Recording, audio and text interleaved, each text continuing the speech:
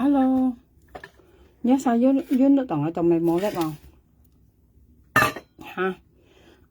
Nhớ sao tụi mày dưới nước toàn ở mua đấy không?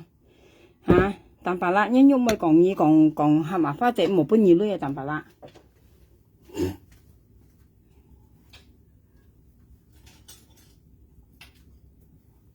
Hả? Tạm bà lạ ơi. Nhớ nhung mày à gì này. Nhớ nhung mày chế bùi hẻo ra kia lùng phổ hả hay là kêu lùng phổ à? Sự實啊，花姐是愛幫個蛋白質咧，間肉咪含幾冇幫啊，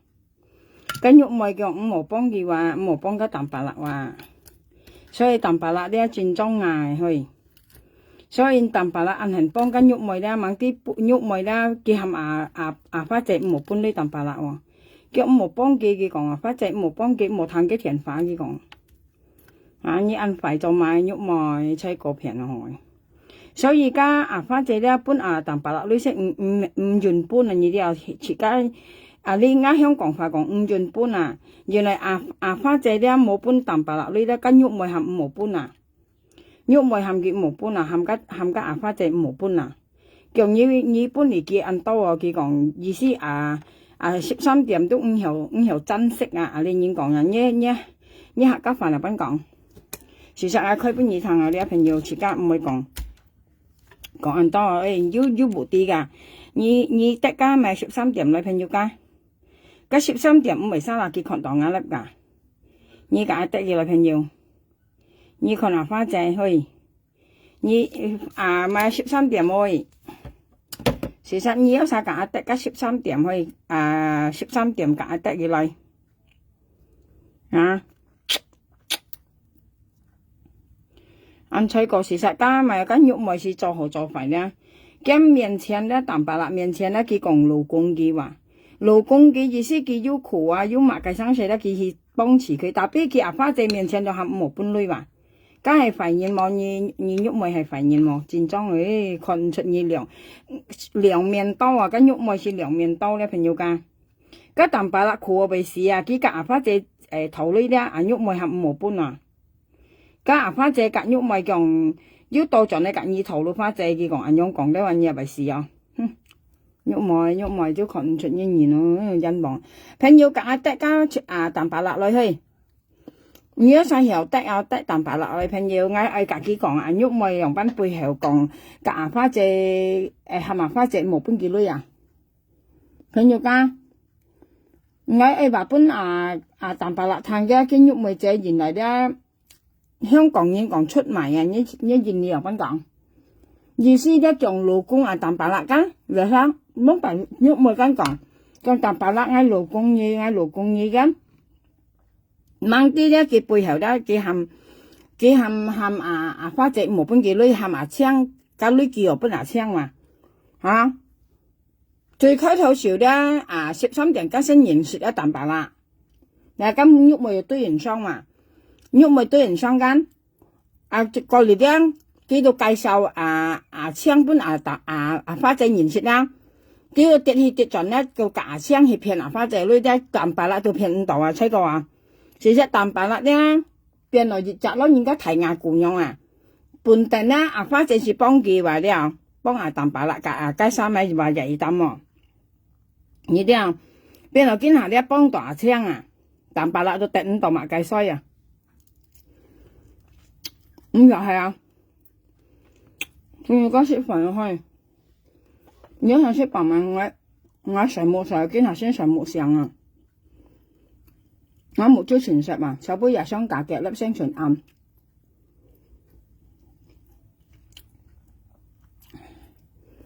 你有啥要得加蛋白質落去，我開搬熱湯搬蛋白質湯跟肉咪按快先乾佢係咪花姐冇搬女蛋白質喎？叫按樣嘢冇拉刀浪佢講嘛？佢話蛋白質嘢按啱香港人講按要骨氣叫佢按要骨氣冇刀浪佢講，全快先乾跟肉咪完全裝快去，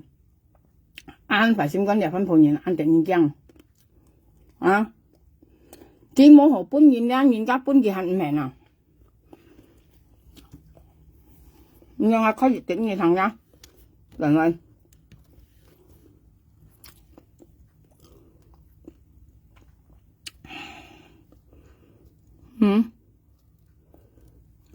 nhớ cả tết tạm bà lạc lại朋友ca tết tạm bà lạc à bốn chị thằng nhúc mày còn gì à phát chế kỳ bốn à phát chế cái sang à như thằng hả xem nhân nhiều tàu leo à như còn cái nhìn thì bọn ai bảo chơi con lồng mày mà chơi cho nó sôi đi chứ nó lồng mày còn kêu mồm bò nên cái chồng tàu leo cái nó chụp tàu leo à cái cắn chỉ nhớ chỉ nhìn à còn cái chỉ còn cái chỉ tàu leo với bà cái cắn chỉ nhìn cái nhìn chứ còn cái làm như cái tí của mày có phụ không à nhớ như nè mà dùng con này chỉ cắm một này chơi của nhớ như nè cái ăn rồi cái nhìn à tạm bà la như lời à朋友cái như tết tạm bà lạc lại à như thằng nhớ nhúc mày còn nhé à nhớ như là một này bông à nhớ nhúc mày hả mà phát chế một bông nhỉ à như thằng tàu à ngay cái nhiệt ra朋友ngay cái nhiệt ngay sự sáng ngay cầm đất ngay lại chỉ lượng chỉ ở trên ngay bộ à cái ông ngay cái thầu cái ngay bưng ngay xe lại mà nếu ai cạnh như còn nè ngay bữa nay anh lấy về là như phân thang tạm bà la như thằng chính sầu nhân nhúc mày chế hả mà phát chế một tàu lòng nhỉ à nhân nhiều tàu leo à như còn cái nhìn thì bọn ai bảo chơi con lồng mày mà chơi cho nó sôi đi chứ nó lồng mày còn kêu mồm bò nên cái chồng tàu leo cái nó chụp tàu leo à cái cắn chỉ nhớ chỉ nhìn à còn cái chỉ tàu leo với bà cái cắn chỉ nhìn cái nhìn chứ còn cái làm như cái tí của mày có phụ không à nhớ như nè mà dùng con này chỉ cắm một này chơi của nhớ như nè cái ăn rồi cái nhìn nè nhớ mày ao nhớ nhúc mày chế còn à nhớ nhìn là đó một này chơi của à nhớ nhìn cho được ăn chuột à香港法都講ăn chuột客家法講ăn chuột嚇啊意思ăn chuột啊你做ăn chuột錢啊但係啦因為妹仔講你ăn chuột錢啊意思你ăn chuột錢啊你要ăn劇錢啊你咪客家法講劇錢嚇客家話講劇錢廣東話都卒錢cái台灣話講ăn隻啊隻錢啊意思啊條湯啊啊你咪nhân nhục mày sang à tạm bà la nếu được một còn phải nhiều đâu á nhục mày à mà phát triển một to lòng nhiều à cái nhân miền trên đều còn mấy cái à tạm bà la miền trên xong tạm bà la lấy còn chồng mấy lũ công tạm bà la to tí hả à tapi tạm bà la cái một lũ công nhiều à phát triển lũ công nhiều cái hầm mẹ nè cái hầm phát triển một lũ công nhiều cái hầm phát triển một bông nhiều như thì thằng không à cái là như mấy tí đâu như bây giờ bông nhân nhục mày chạy à cái là như mấy thằng tổ leo tạm bà la nhân nhục mày là bán tùy nhé à phát triển mấy mấy bữa nhiều đôi à sẽ nhục mày hàm cái một bữa à cái à phát triển cái ai còn à kêu lui ra tụ bữa nào chăng cái两三cái à chăng cho cái à phát triển rồi tapi à như tạm bà la ai cái đó cái những tổ à chứ nhục mày đó sùng phò hàm mà phát triển một bữa nhiều cái như còn là tạm bà la tiên chỉ tạm bà la như phân thằng cái này là tạm bà la nhân nhiều tàu leo à như còn cái nhìn thì bọn ai bảo chơi con lồng mày mà chơi cho nó sôi đi chứ nó lồng mày còn kêu mồm bò nên cái chồng tàu leo cái nó chụp tàu leo à cái cắn chỉ nhớ chỉ nhìn à còn cái chỉ tàu leo với bà cái cắn chỉ nhìn cái nhìn chứ còn cái làm như cái tí của mày có phụ không à nhớ như nè mà dùng con này chỉ cắm một này chơi của nhớ như nè cái ăn rồi cái nhìn này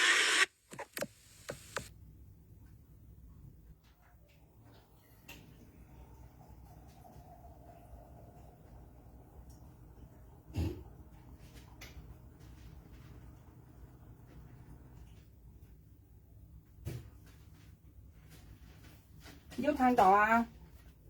à cái còn nhớ nhau như này đó một này to lòng à tạm bà la nhúc mày còn hầm ảo phát triển một to lòng nhỉ à cái còn nhớ nhìn anh yêu chỉ thì như là thằng mày nhớ nhìn ra nhân yêu tàu leo à chỉ xin nhìn một nhìn hồ kiều à thích kiều à phát triển à là như phân thang à tạm bà la冇做啊，出到到嘅啲啊，即係我啲未冇出過機啊，冇做啊，出到到機啊冇做啊，啲啊，弄出過嘅啲啊，啊，而家有人到呢弄出過嘅啊，反正係嘛，咁啊，揼手機，揾手機，幾做幾打，係嘛啦，呢度咪談，同啲用賓講。yêu thằng đó à tạm bà la cái còn à non chơi cô nhỉ à nhớ nhúc mày chế cả à phát chế còn à cái hàm à phát chế một thằng nhất thiền phá等于打啲啊冇吹過一人樣嘢冇嚟吹過啊，叫弄吹過嘢啊，叫講幫白吹過年嘢嚇。而先熱後珍惜啊，珍惜兩班講客家話。而先熱後意思唔曉好好珍惜啊，意思佢要多兩個嘢啊，特別你唔曉珍惜佢啊嘅意思啊。過嚟嘅麻花仔咧係講你大田半花仔下嘅冚花仔唔好燙一田飯，你肉梅冚麻花仔唔好燙你淡白辣一田飯。像你淡白辣兩班靠田花仔都唔會接啦，所以因為人肉梅冚嘅唔接啊。你係講你講啊，你淡白辣，所以你當咪為你同到花仔女加些肉梅攰睇話。然後肉梅喺花仔面前冚嘅冇半二女啊，佢下到冚麻青計啊青一兩沙到計啊青係女啊，個女咧到肉梅咧到計啊青兩沙到計花仔女，花仔女咧以淡白辣計五到半啊青計去啊，你係講你講啦淡白辣，所以你識唔好講人肉梅仔好啊，然後淡白辣很要氣，我很錢多，你睇下嚟啦，淡白辣你慢慢燙啦，你燙到未出蟲啊，燙人肉梅仔兩蚊對你啊。所以花仔當咪唔係燙一田飯咧，呢些肉梅冚嘅冇燙話，即係肉梅夠攰啊，呢啲啊夠攰啊。冇做啊，出到過嘅啲啊，嗰個啲咪冇吹過機啊，冇做啊，出到機啊冇做啊，啲啊，弄吹過嘅啲啊，而家有到呢弄吹過嘅花仔，係嘛？我搭手機，揾到機，機做機打，係冇啦，呢度我燙，同機用賓講。佢講係麻花仔咧，叫你做你打。即使你打電話俾花仔咧，等你去打，都係麻花仔唔好燙。你做你打，花仔都唔好拉企嚟燙啊。意思啊，你人用你咧唔好拉吹過你啊，浪吹過啊。浪吹過你啊，你人用你淡白啦，人用你咧唔好拉吹過啊，人肉梅仔講係麻花仔唔好吹過你啊。特別佢架槍咧，人肉梅架槍咧都計花仔女，都唔會搬你淡白啦啊。你燙到人淡白啦緊。你係人肉梅仔相跟，你係解釋俾你聽，所以你咧唔好按幫人肉梅啊，佢唔係好你啦，淡白啦，佢係你唔係夾佢頭女哦，你夾花仔頭女哦，你一見係到花仔啊，唔明搬啊，唔係花仔冇搬你啊，夠囂冇嘅嘢，你係掹係夾佢頭啊，你夾花仔頭啊，當咪佢為到花仔好搬唔搬燙田法，當咪佢為係花仔嗱，當咪槍講見20到20 30少30 40少40嗱。講機有夾8條，當咪肉梅被恨花仔用幾女啦，家機識兩三半了了，轉見你熱人3年先用轉去半價女了，咁你講啦，淡白啦，你都係本熱爹，下你都冇爭嘅肉梅了，你本人出賣嘅五啲啊，你講出賣啊，你講咪，你本人肉梅仔出賣你啊。肉梅本意熱量8千啦，你都當佢好人。其實最好係花仔啊，講熱下本人講跳啊，講夾10條本人啊。你肉梅本意熱量8千啊，本意買飯都買飲到5鹹啊，買糖5甜啊。你所以你講你肉梅仔好，佢後尾好嘅本意淡白啦，佢後尾好先啊。你係做賣用一點豬毛，你喺度爭肉梅仔，你係賣點豬毛淡白啦。你肉梅好追啊，青都講幾好，你係淡白花仔記本青女講夾8條啊，你愛夾花仔頭女肉梅係5毫半啊，係咪花仔5毫半二啊，5毫多兩二啊，聽到嗎？咁咪你咪聽定你了啦，淡白啦，你分聽下來。而家我啲咪冇吹過機啊，冇做啊，吹到機啊冇做啊，弄吹過嘅了，而家有按道理弄吹過嘅花仔，係嘛？我搭手機，揾到機，機做機打。佢話按拎要搬個嘢女啊，啲浪吹個嘢浪吹個意思浪費啊，拍費啊，啲意思搬嘢咧都嘥咗嘅錢啊，意思啊，上係家女搬落嘢淡白啦啊，人肉梅係好人冇淡白啦，你燙一杯都燙出了啊，當咪家花仔搬嘢女佢咪喊花仔唔好搬啊。佢當咪阻止花仔，佢咪傾嚟阻止花仔搬嘢女嗱淡白啦，以為夾花仔頭女啊，跟肉咪要咪傾嚟阻止啊，佢當咪為喊花仔唔好搬唔好多浪嘢啊，佢人肉咪喊花仔唔好多浪嘢，你啲冇？花仔夾肉咪講緊叫淡白啦，夾你喊你買加白仔，你夾佢頭女咪緊，肉咪喊花仔唔好啊。叫你搬過幾日呢？佢講你啊，你唔曉珍惜啊！你已經講唔曉珍惜，一客家飯嚟賓講，你唔曉咪有唔曉講煙何係咪樣講啊？有冇咪記得呢客家飯咁？叫人喺聽問煙肉梅話，煙肉梅係嚟啥先啊？阿花姐咪幫阿淡白啦，關你咪事啊，你打臉多咪啊？而家阿花姐搬淡白啦，你隔你喐咪頭，隔你隻啊？唔係咯，當咪你咪阻止阿花姐喐淡白啦，隔阿花姐頭你以為你喐咪去阻止佢啊？你講下阿花姐唔冇得，你講啊過年咯，係啊佢冇年後頭了，佢到陣咧隔你頭了，阿樣講的話，你睇下你啦淡白啦。所以講人喐咩行業，你講嘅行業啊，你聽下啦，淡白啦。係嘛？你讀咪聽，同啲人分講。交換啲咩冇猜過幾啊冇用啊，猜到幾啊冇用啊。阿花姐，你大田搬花姐咧，阿花姐自己講啊，因為阿花姐跟落自己銀行，花姐自己講叫喊阿花姐唔好聽一田話的話，淡白啦。佢講喊阿花姐叫阿花姐自己講，意思淡白啦，大半嗌根本by花姐跟自己銀行，佢講喊阿花姐唔好聽一田話。你跟住聽下東西咧，你係分面淡白啦，你喐咪講勞工嘢，佢係勞工嘢咩？係勞工嘢先。你隔大花姐頭呢幾聽少講咯，係啊花姐，兩班咯，你咪搬上碟女兒啦，有先勞工嘢，見你隔花姐頭呢幾喊花姐唔好聽一田話喎，係啊，喊花姐唔好搬嘢喎，佢要講你剝係佢話，佢學花姐聽就先一數你一冇剝佢話。梗係講是非望眼問你佢係裝咗威落去阿花姐面前，所以你淡白啦阿妹頭到呢嗱，你人品夾花姐頭呢都頭唔到啊，夾女係即係夾阿青用晒夾阿花姐女啊，阿青都夾阿花姐女夾白條啊，即係阿鬱妹喺背後咧堅係說阿青係夾阿花姐女，但邊你淡白啦上係夾阿花姐隻女啊頭女咧都明唔到啊，因為家阿鬱妹咧阿花姐面前咧講廢廢啊。講嘢冇用啦，啲咪聽下女啦。農睇過嘅啲而家有人到呢農睇過嘅花姐，係嘛？咁我就手機翻屋企，幾做幾打，係嘛？呢度咪聽，同啲人分講。嗱，佢係咪花姐冇聽一田話一聽到淡白啦？點知啦？花姐佢跟冇年了，冇年後多兩幾有啊，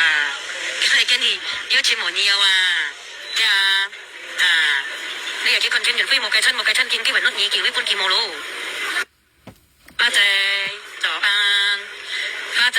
佢跟冇年了，冇年後多兩幾有啊，跟住要錢冇年有啊，咩啊？嗱，佢咪意思啦，淡白啦，佢講花姐佢冇年後多兩幾了，佢跟住要跟到二了，佢講啊，佢可能轉完飛冇甩佢以為花姐叫呢般叫咯，佢講啊。佢肯受意的話，見阿花姐叫呢般穿完灰又好，叫呢般淡白啦都好，咁你喐咪事啊，你當咪喺花姐面前講廢言啊，唔計得個淡白啦，喊佢做咪家阿花姐都唔係啦，因為阿花姐都聽佢講啊，你哋喊要穿完灰啊，錢多啊，問題多啊，問題三兩啊，阿花姐基本嗌啊，家阿穿完灰佢頭呢幾日喊阿花姐冇記得話。穿完灰嗌家人嗌隔意啊，見人嗌先講淡白啦嗌聲，之後突然間喊嗌到講意穿完灰嘅，一係跟喐妹係嘛阿花姐冇搬話，家女嘅係嘛冇搬穿完灰冇搬淡白啦，即搬阿青話，你係自閉害啊，你係你夾阿青養騙阿花姐女嚇，跟住嘅人要夾雜話朋友家，跟住嘅人咧要夾雜嚟嘅人話，嗌先滿意話，你要按多雜嚟嘅人咧，嚟嘅人係咪晒啊？從今要試唔摘嚟嘅人用啊！一試唔摘嚟嘅人啊，呢夾摘嚟嘅人係晒啊！呢係呢冇喐埋，條人咩普通嘛？呢嚟嘅人係呢冇喐埋係咪啊？係呢嚟嘅人係生下記聽啊，生下記呢係喐埋嚇，生下就記一羅破，生下要記一熟咩？生下要記一埋晒一樓梯用嚇，記到3次你看呢嚟嘅人夾摘你係普通話冇當咪淡白啦，花姐頭呢茶關你咪事啊！你當咪為係嘛花姐冇記，當咪青夾花姐頭呢當咪你冇喊啲冇記啊！喐咪去鬼馬頭見淡白啦係認識你定係認識花姐係兩班錢啊！花姐認識淡白啦，你爬上去你都接咗兩妹啊！然後你到接花姐兩妹係嘛花姐撥劍咯，家你出接嘅兩妹又出去介花姐女又花姐搬淡白啦，你係唔好搬啦，唔好多兩幾啦，唔好聽嘅田話咧話，你咪意思你喐妹你個青涼晒到全介嘅女又介花姐女又，啊，你兩手就撥人嚟，好似今日使用撥人嚟計花姐女嗬，特別淡白啦，含花姐多落你就含幾五毛，含計3-5毛，啊，你按快相關做人下，啊，你淡白啦，要你看叻嘛，我說咩講咪啊，你睇一喐咪兩班人送貨花姐5毛睇一田花都你睇下，即係未知敗開啊，花姐夾淡白啦，睇田花乾你咪事啦，啊，穿完灰夾花姐頭你乾你咪事啊。nhúc mày tao mày xem cả phát chế thầu lưới trèo lên tao mày nhịp mày bà kia nè hả tao mày xem cả phát chế trèo cả bạc theo à như tao mày bà hay mà phát chế một trèo một buôn à tao mày như vậy mày bà xem à như chỉ bài hỏi à nhỉ như ngay cạnh như còn à nhúc mày như ở lại香港mong nhúc mày kiểu nhà mày chỉ như lại香港nhiều tí bà nhà mày chỉ bài hỏi nha nhà mấy做普通giống gì à nhúc mày nhà mấy普通mà do bất nhiên tiểu giống ở gì à tiểu nhà mấy nè tiểu gì nhà mấy à như nó普通mà nha như thấy bán 做普通啊như nhúc mày à như贵mà nha ya như普通mà nha nhúc mày tiểu nhà mấy như mà香港警察啊tiểu nhà mấy nha 騙阿花姐女又係騙香港阿花姐女啊田花騙女啊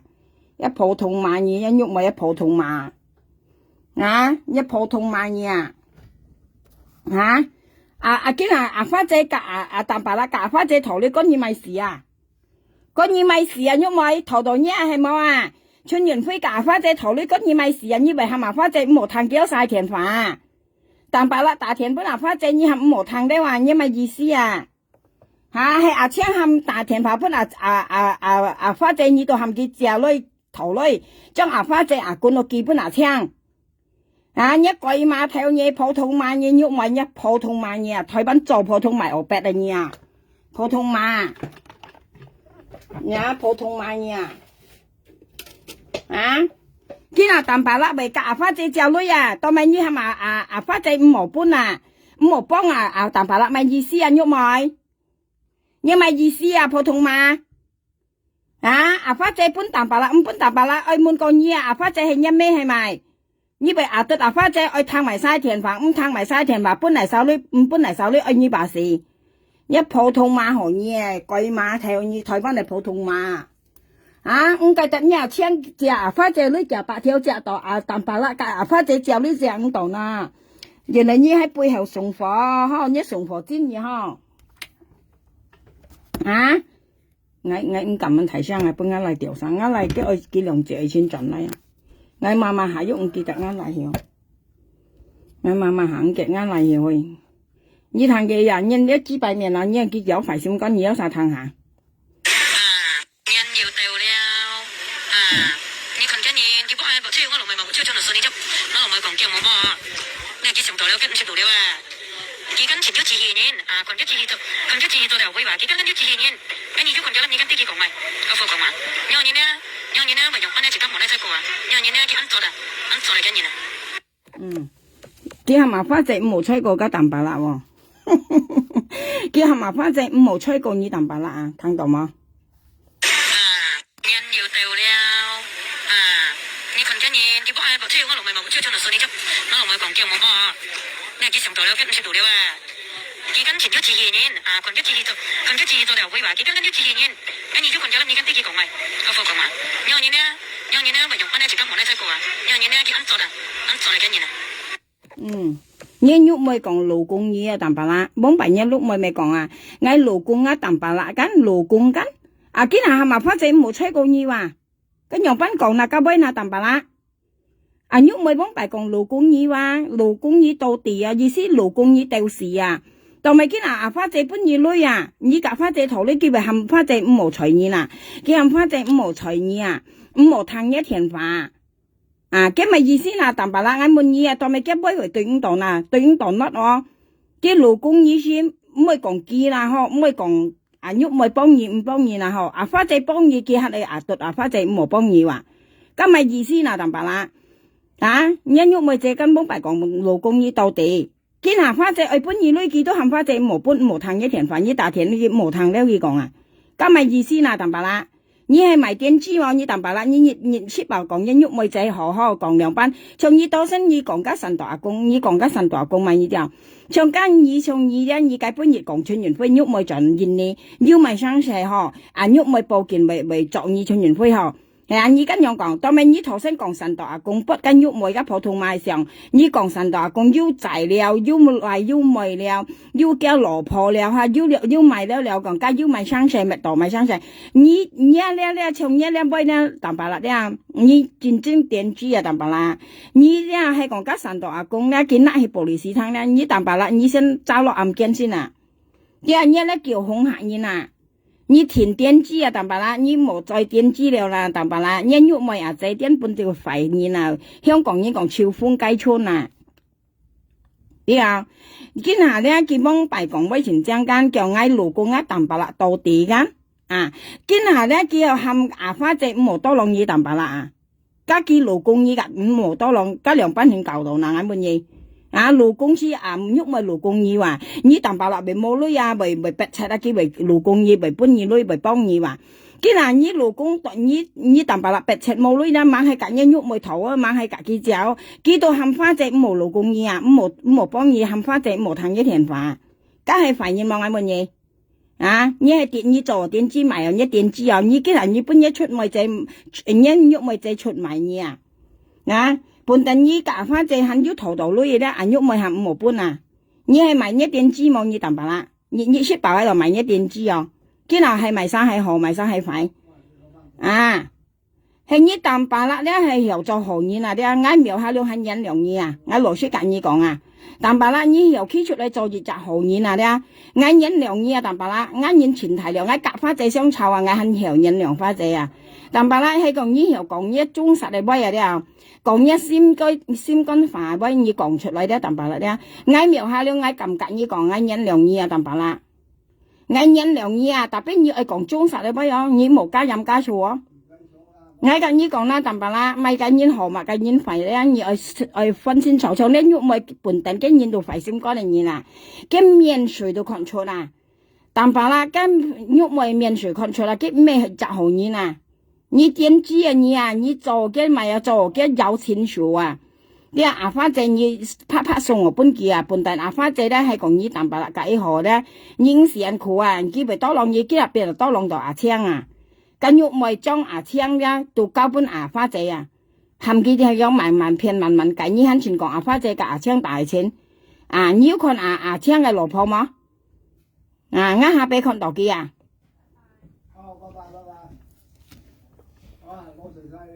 所以你牙啲啊，我跟你講啊，當白啦，你電子啊，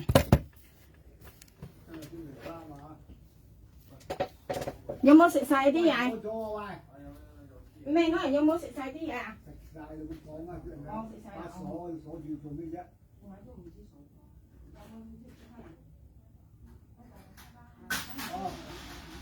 你閂門啦！好啊，好。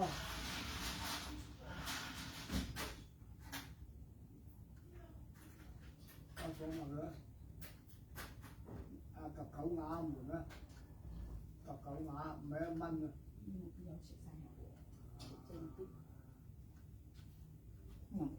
冇鬧啊！嚇！啱例子愛錢，啱例子兩字愛錢，誰冇本係炒成啊？就喺度要盡嘅按手。啱例子嘅愛錢，生下見啱你啲良業，生下按殺良業，見人嗌講俾人提升，可能炒幾濟喎，幾每日了。所以我今日唔撳得先用話基本熱啊你啊呢個我冇咪撳出聲啊驚臭嘅，梗係今行我講俾咪臭嘅啊幾隻喎，基本咧見不啱嘅每隻喎啫，都係臭到啊就要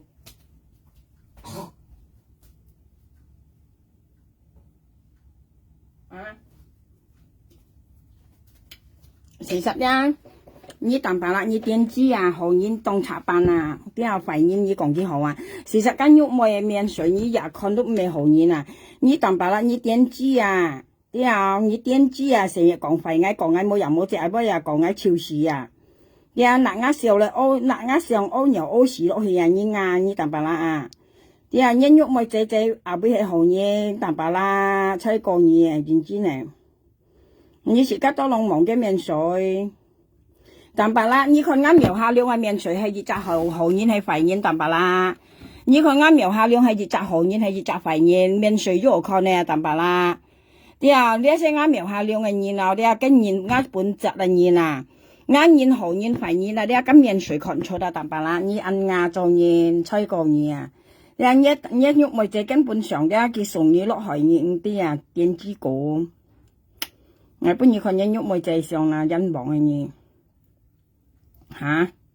熱雜後面要當係肺炎嚇，講係肺，你看一喐咪就上吹過你看嘅面。跟面水滴到曉你啦，肺到出接啊你啦，啊！跟面水肺先乾到為止啊！你等下先，我叫埋啱甜花先，我唔得。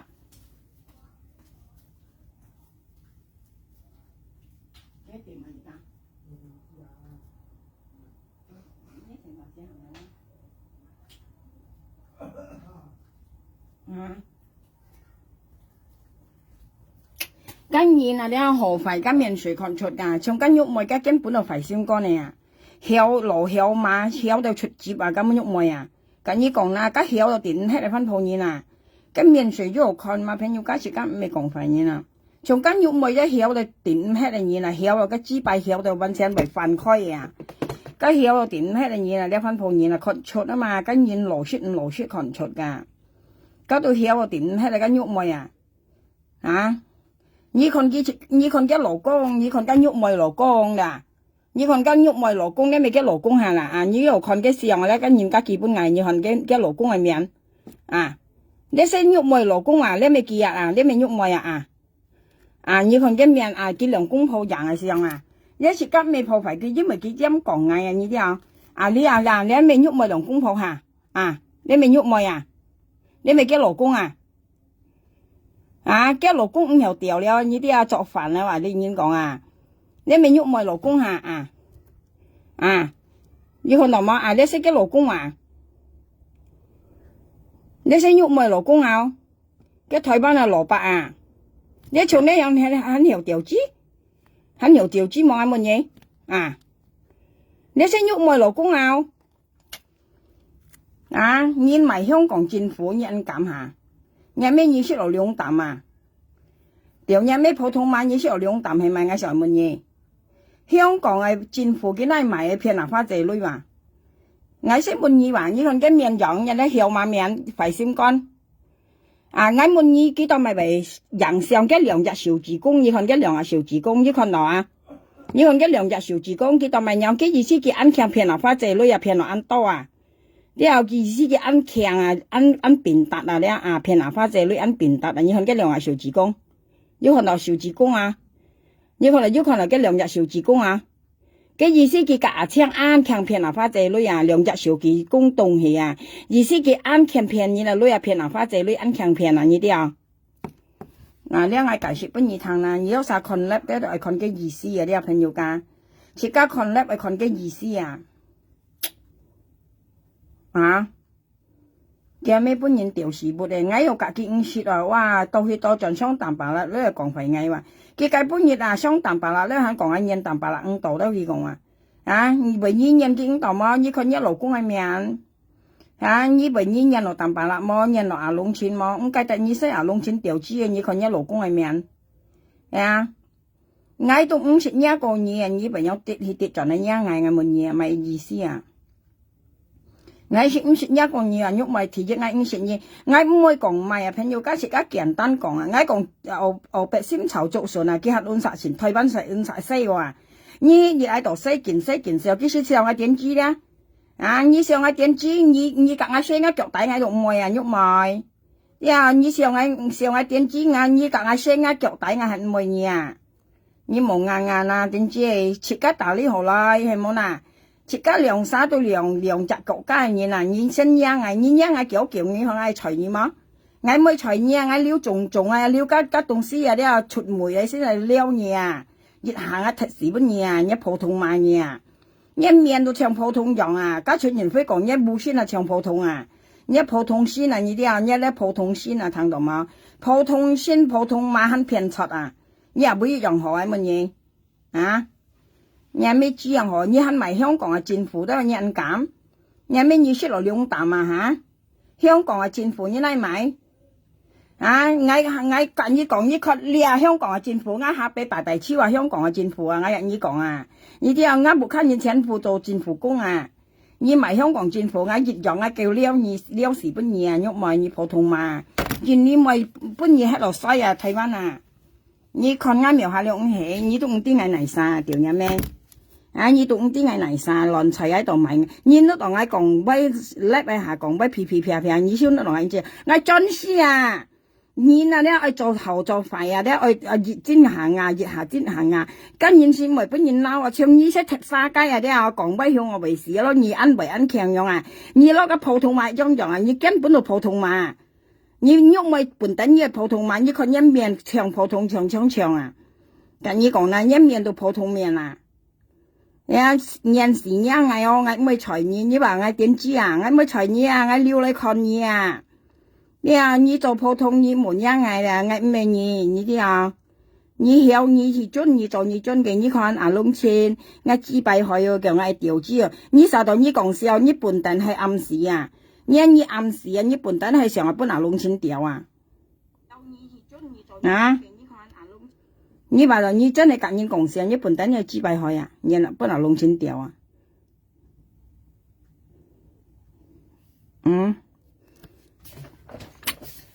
你ăn cầm nhá ngài你啲ngài mày sao冇喐mày你啲ngài mày sao冇啊你話ngài cạnh你cầu笑講ngài bật con à你做你講嘅你來到我面前你啲ngài係講係點啊啊你冇按人講你來我面前講ngài bật con你係你講ngài講啊ngài冇聽你不係鉗咪打你啊ngài講你講ngài講很過格啊ngài打你ngài冇除啊你冇硬啦你買一點之後花仔先同你講啊啲啊，我做你識你都唔知係嚟啥，你咩你千言萬言我一普通話嘢嚇，你用普通話咧，我近你相湊下失禮啊，我小呢啊，我先盤冇係啦，啲啊你記得啦，喐埋你咧普通話嘢啦，咧我近你相湊咧，我冇先盤啊，你門都同我近你相湊我安嘢啦，嗬，看我做我別晒咧，我講咩啦。我熱辦做戲本意看啊喐埋，即係用框點嘛。結果我拔框咧話係後戲後盡咧話，啊講我識框喐咧，唔啲人都肯喐埋，講超落去嘛。呢個我差不多近一老公調知咩行人喐埋，你聽講吧你嚇，你台灣腳黑你按響下講吧嚇。台灣腳喺度咪響事話係掉，有咩你香港黑嗌俾你掉落闊落去，何彩你喺度台灣啊？你喺香港啊嗌俾你掉落闊啊？你係咩啊？何你台灣喺度，台灣啊咧你啊啲一地方咧又為提振，你響咪支拜你啊？你啊加日下提振一部澳超啊！我跟你講啊，你咪瞓雞路嗰兩下，我咧為咗我一係唔跟你講我要講到本意行意思本意啲啊！你喺台灣熱識報道喺度有啊，你係你響應。冇嗱，熱有幾十年嚟啊！你台灣啊，你啲香港係咪名嘛？香港啊啲啊金融嘅地方啊，我跟你講啦，香港嘅地方特別見下個爭跌咯，你啊見下個爭跌咯，蒙幣啊香港係戰爭嚟啊，你啊見下個爭熱跌咯，你都唔知啊香港嘅地方戰爭嘅啊，我冇騙你，你問何隔人家比嚟比去啊？我睇落前少啲嘢啊，隔啱香港隔嘅台灣比喎嚇，你咪多浪成了啊！隔啱香港地方隔一台灣比，你戰爭嚟咧，你比加20年、30年、50年係冇比啊！你啲嘛？你先呀，我先嗬，肯去隔啱嚟隔嘅嚟比的話，佢隔啱嚟隔嘅嚟比的，你係咪啲少啲嘢啊？啊？啱嚟自隔嘅嚟自比都話，咁我講下粗話冇談，一嚟自隔啱嚟自寫腳底，啱嚟係唔會啊！你喐埋嚟啲隔啱嚟自寫嘅腳底，啱嚟係唔會啊！你睇定係喐埋，一嚟自隔啱嚟自寫腳底，啱嚟都唔會啊！你一嚟自隔啱嚟自比樣品地，我問嘢，我咩跟你講啊？我喺香港，你喺台灣啊？我喺香港，我讓你夾10條雞路。唔會講女嘅相聲啊！你係唔會跟你避女啊！我喺個地方喺度養過你了啊！起碼平平靜靜啊！你唔會人家講唔會提心吊膽啊！但是啦，一退奔地震香港都冇了啊！起碼我喺度平平靜靜啊，風平浪靜啊！你睇是啦，一退奔啊，你一下地震啊，你一冇好跳啊，你來向嘢來講向歪，也唔係少呢樣嘢啊！一面皮膚呢，我簽嘅普通話上面冇嘅，30日下簽冇要話去。含人道你聲係強學逼，你講係唱嘢啊！熱台又識爆交學逼，窮不認調啊！熱台又識爆不認調，樣嘢學逼又窮不認調啊！呢度係你係咪？我人道你聲係強學逼，人道你話會，夾我簽幾出嚟，計半夜我講佢轉去搬家咪有嘅數別下司機調啦，佢出怕人上嚟罵我調嘢咩啊？你唔係不認講，你啲時候呢下。你啲時候呢下，我你本人掉你為後萬然後怕人傷害萬人下，當咪計本人你講我本人道你唔勤，我本人道你唔困啊！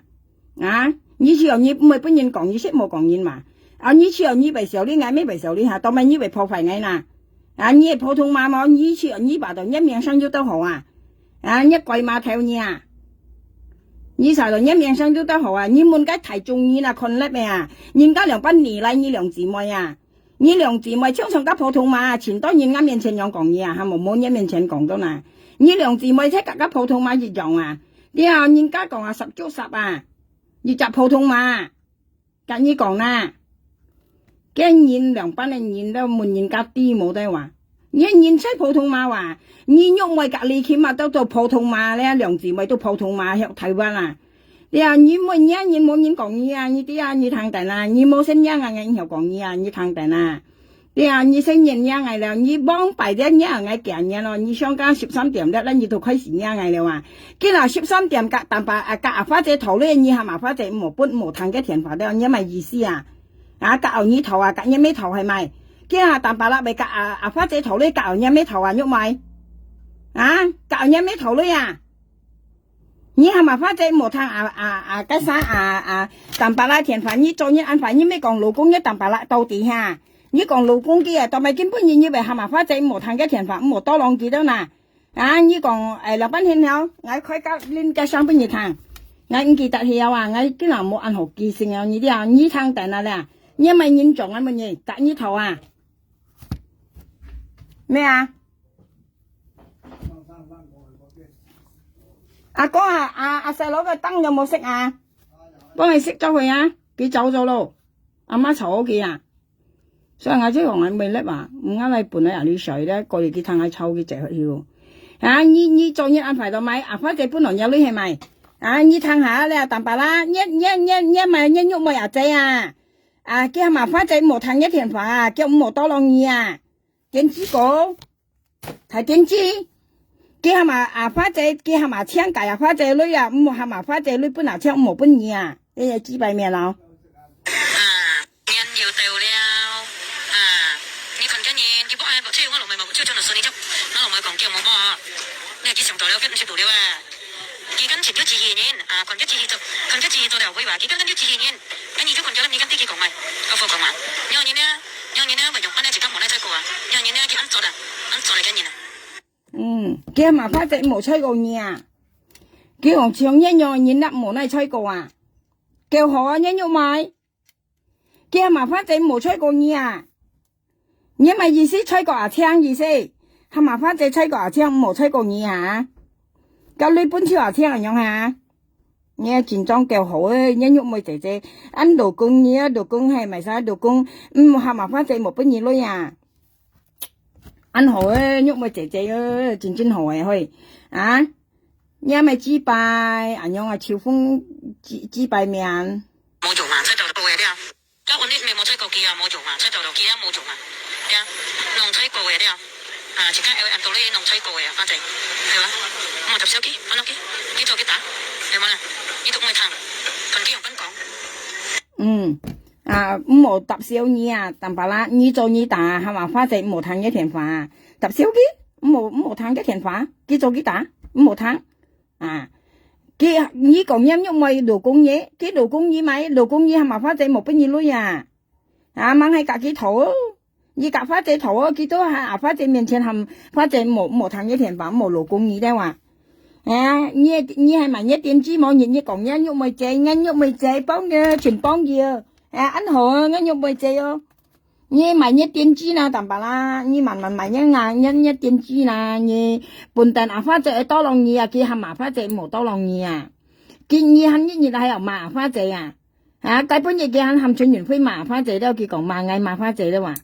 hầu như đâu tăng thạ bàn các phải nhiên nhiều còn kia họ như hay mày nhớ tiền chi mọi mình nhỉ à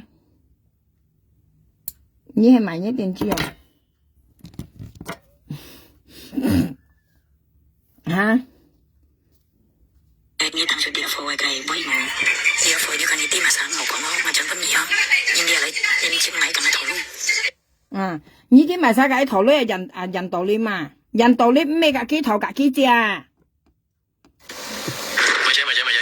咪要求你咪啫，我咧計數嘅賺嘢啦，同樣啦，起步路我邊啲做分啲吧，有啲嘅頭要睇穩準，係啊，落雨景煙不咯，啲講又喺度講下中人煙上到又到氣啊。猛啲氣就幾車又講吉呢啦，又講分杯，又嘅分杯講我鼻超話要氣啊！只是家中人煙咧都當步嘅準啦，家中人煙先又容易啊，有啲冇出啲呢本幾準了啊，家琴幫當條話出嚟咧，幫當當人啊，兩位咪得嗱嘢咯，有啲嗌啦，我哋咁唔係嗌當步幾準啊，有啲咪啫，你幫當就心照幫嗌我，你幫佢兩萬一次斤，你呢個打動咧被班準，你接電班準你，因為幾日通人啦，安全個你幫我嗌我咪啫。啊，佢係咪花仔機啊？你媽繼續叫我花仔啊？家人道拎隔幾隻三條話佢講要責任啦，我買杯佢意思佢去數樓維事啊，做工。但係佢晚去嗰陣咧，佢個乜計到條，去到咧到乜計到五條，過嚟家炒家唔係長嘅，佢係買杯機票盡嘅撳半間，人道拎滿喐咪行冇多浪機啊，佢要將呢東西要基本花仔啊，你喐咪當咪人家隔你之後咧，你咪基本花仔嗱。你只擺去嘛？你乜計到夾花仔講，係咪花仔出女用現？你當咪跌去跌撞，人道理夾你隻女，你到基本花仔係咪花仔基本人道理？你只擺去嘛？你只擺係叫去嘛嚇？你只擺去嘛？你冇呢號隻，你能送夾人道理講，係冇女，係啊！你夾平人隻了，你唔好將佢基本花仔啊！你要係麻花仔要將佢人用現像解本熱傳完飛夾你同條你係麻花仔嘅，你係普通話冇嘢，你只擺去賣命生，你都冇女你嗱咧，你冇帶金冇帶假金，帶超加難通難貼來向人，你要只擺女啊，你要女你向人那家千噸台灣幣來向人，家女都係騙麻花仔女啊，屌呀咩你騙出嘛呀？騙花仔600條價千兩三，你幾百面呀？人有事啦，人有仆街事啊你肉賣，人有事啊，但白啦個花仔頭咧要含嘅5毛炭嘅田飯，要含嘅5毛呢嘅5毛菜嘅，佢講你5毛呢5毛菜嘅，你ăn衰。花仔結根冇人了，冇人學多浪機啊，佢跟你要錢冇嘢啊。你又叫คน轉完飛冇計親見啲雲碌耳叫呢般見冇咯，花仔早安，花仔結根冇人了，冇人學多浪叫啊。嗱，佢講花仔湯佢用淡白啦咧，佢跟落冇人了佢多陣咧跟花仔佢講咧佢淡白啦冇人學跟意思冇人學多浪叫了，即係花仔多浪叫佢係叫生杯夾花仔樣講嗰嘢咪事啦。但白啦隔你頭咩喐咪，佢隔你頭咩，佢跟夾花仔頭，同埋你為喺花仔面前睇人樣講嘅嗱，你人樣講係咪意思嗱？而家但白啦隔你頭係咪？佢夾花仔頭嚟，同埋你為樣講嘅咩嗱？你係雞白面咯，你喐咪係雞白面咯。跟你要錢冇嘢你又叫คน轉完飛冇計親見啲雲碌耳叫呢般見冇咯。花仔早安，花仔結根冇人了，冇人學多浪叫跟你要錢冇嘢跟你幫白咪講老公淡白啦嚇，你咪老公一淡白啦嚇，當咪佢跟花仔都為講意思嗱，喺上門嘢喐咪，淡白啦，你幫白咪講老公佢到底嚇，當咪佢為跟花仔都為查到你佢問係跟妖，佢跟花姐哦，你都係用佢手手辣辣嘅杯嗱，係乜嘢？啊？你都咪手手辣辣啊？啊？nhà mấy thầy ở bên họ như nhúc mới như ăn phải cho nhìn họ. Bây giờ chỉ cần chân nhận phi một cái chân kim cái bệnh nốt nhị kiểu với quân kim mồ lô. Các ổn định mình một chơi cầu kia một种啊，chơi đầu đầu kia một种啊，对啊，农chơi cầu vậy đấy啊，chỉ cái ăn đầu đây农chơi cầu vậy à，反正係嘛，我tập小機，翻屋企，幾做幾打，係咪啊？呢度我談，同啲人分講，人要到了啊。你看今年佢幫我車我落咪冇車出嚟順你執，我落咪講叫冇幫我，你係幾上台了，幾唔識到了啊？幾跟前咗自己年啊，còn咗自己做了會話，幾跟咗自己年，跟住就講咗啦，你跟自己講咪，我放講嘛，因為呢，咪用翻呢隻金毛呢隻個啊，因為呢佢安做嚟緊年啊。佢麻花仔冇吹過嘢啊，但白啦，你人喐咪仔講啊，係麻花仔咧冇吹過嘢啊，叫人因為你按要自己嘢啊。à nhớ lúc bây giờ đồ con nhé nhà đồ con nhé anh phải nhớ cả ngày hay nhong còn đi à bye bye đi à bye bye tạm bà la như mặn sẹo đi à nhớ nhúc bây giờ hè hồ như này phải như mặn sẹo đi à hành dữ ơi tạm bà la ngày xưa khơi ở lý chết đó là à lý chết hành dữ à ngã hà bê lý chết à phát chạy kịp bữa ngày chuyên nhận phơi à kia hàm à chuyên nhận phơi kia hàm à mày à nhúc mày hàm chuyên nhận phơi 1 kg bữa nào tạm bà la mày nhúc mày hàm à phát chạy 1 bún chuyên nhận phơi lui đấy à因為佢下面話即係淡白辣用啊，冇多浪機啊，係多浪係晒呢，多浪牙青啊。原來咧喐妹咧迷晒到冇多浪，即係多浪牙青啊，佢冚花姐長係多浪牙青啊，咁計多浪夾8條牙青啊。淡白辣冚花姐多浪佢冚冇炭嘅田花咧，冇炭花姐淡白辣大田搬花姐咧，佢冚花姐冇炭嘅淡白辣田花話。à原來nhúc mày như anh nhong sẽ mang trong chiang quân kỳ bún phát chế quân kỳ bún chiang như lòng sao đâu cả chiang kín hay nhong tọ hay tọ tròn đâu lấy tọ phát chế cái lưỡi à đấy tọ cái sợi à đấy kỳ lòng sao đấy đâu cả chiang lòng sao đâu nhịn hay đâu cày phát chế lưỡi à tạm bà lá cả chuyên nhân phi đấy cả phát chế thầu lưỡi đấy kỳ tôi hầm một thằng cái tiền vào à kia chuyên nhân phi大田本發chế又含một thằng mà tạm bà lá大田本發chế kia又含một thằng mà tapi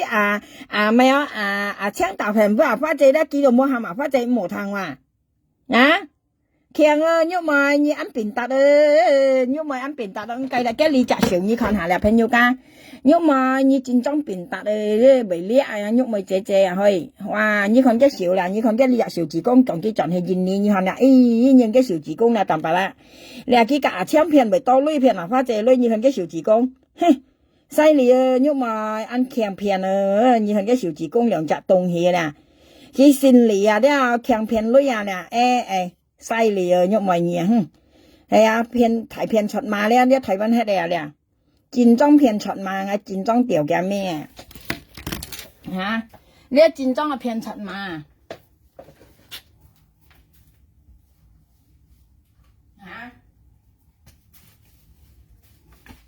nhà咩知行嘢呢片出啦埋香港嘅布里斯嚇呢租舊行嘢嚇呢片出啦呢埋香港嘅布里斯掉呀咩普通馬貴馬普通馬貴馬普通馬貴馬騙出花姐女埋香港嘅玻璃線你按減呢隻豬擺面嘢你騙出花姐女埋香港嘅玻璃線啦人強嗬呢咧戰裝係普通馬嘢嗬呢咧普通馬貴馬普通馬貴馬騙出馬貴馬普通馬騙出馬貴馬普通馬騙出馬騙出貴馬騙出貴馬騙出貴馬騙出貴馬普通馬貴馬喐埋普通馬人類貴馬普通馬騙出貴馬普通馬騙出貴馬普通馬台灣係普通馬喐埋做普通喐埋台灣做普通騙花姐計女普通馬騙花姐計女普通馬貴馬普通馬貴馬普通馬喐埋普通馬喐埋普通馬喐埋做普通嘅咩半條條樣嘅nhà mê bún kẹo tiểu giống nhà phổ thông mà phiền pha tề lôi nhà mê bún kẹo tiểu giống nhà mê bún kẹo tiểu giống nhà nhúc mày nhà mê bún kẹo tiểu giống nhà phổ thông mà quay mà